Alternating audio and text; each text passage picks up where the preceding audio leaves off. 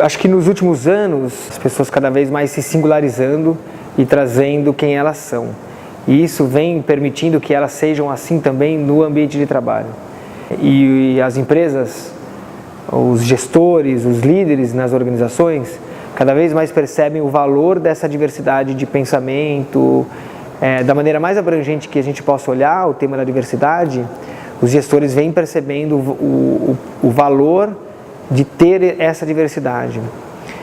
E neste mundo atualmente digital também, as pessoas cada vez mais se colocam como elas são.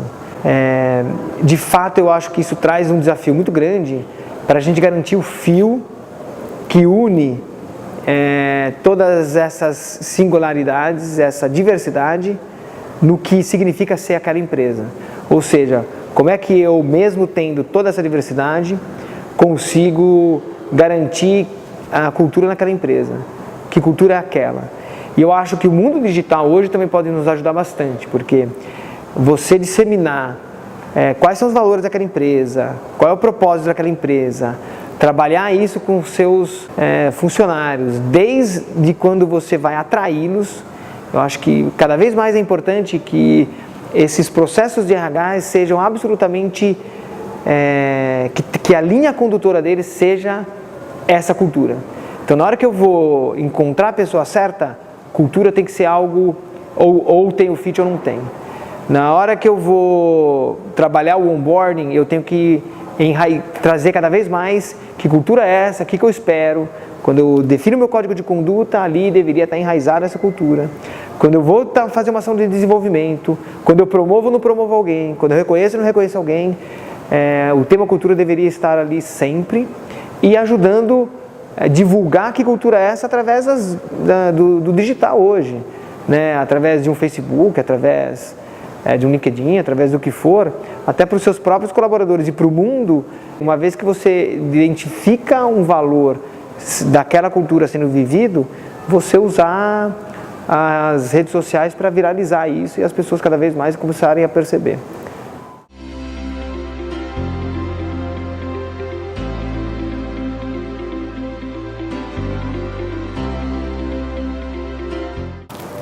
Ora, todos os profissionais dentro de uma organização são guardiões daquela cultura. Cada profissional ali dentro. Acho que o importante é que cada profissional se identifique com aquela organização e se veja como um guardião e como um construtor daquela cultura. A cultura não é feita pelo RH, a cultura não é feita pelo presidente, a cultura é feita pelo dia a dia que acontece ali. E quem vive aquele dia a dia é cada um dos profissionais ali dentro, cada um dos funcionários. Entretanto, o líder tem um papel fundamental nisso.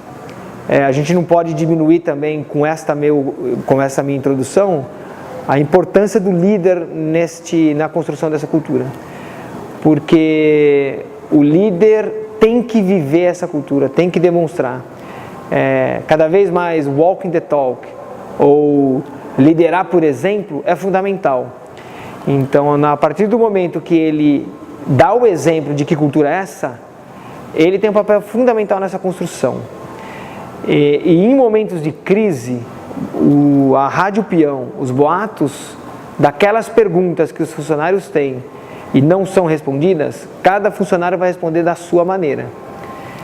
Aí o líder é fundamental que, ao perceber isso, ele seja o principal agente de trazer, de fato, a transparência e a clareza do que está acontecendo.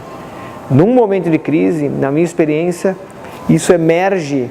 Por que essas pessoas foram desligadas? Aí começam várias respostas que na verdade não é a resposta adequada para essa pergunta. E outras perguntas começam a surgir e o líder tem o papel fundamental de garantir que a mensagem adequada e correta chegue em cada um dos seus colaboradores. Ele é o principal comunicador nesse momento. Não dá para esperar que alguém de marketing, alguém de RH, o próprio presidente ou CEO da empresa seja o único responsável por isso. Ele tem um papel fundamental sim, mas ele precisa de cada um dos seus líderes para essa construção.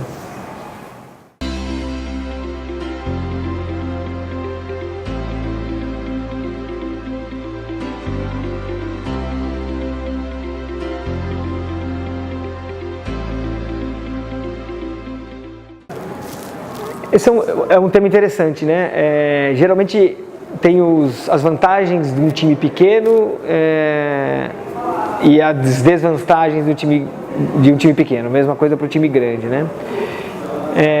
Eu acho que a organização, na hora de construção dos seus times, idealmente deveriam tentar, como é que eu consigo montar uma estrutura que eu consiga aproveitar os benefícios de ambos os lados. Não vai dar para ter tudo, obviamente, né? Mas se você está numa organização pequena e você de alguma maneira consegue fragmentar em alguns momentos em times menores, isso facilita a comunicação, isso facilita o engajamento, isso tem uma série de vantagens.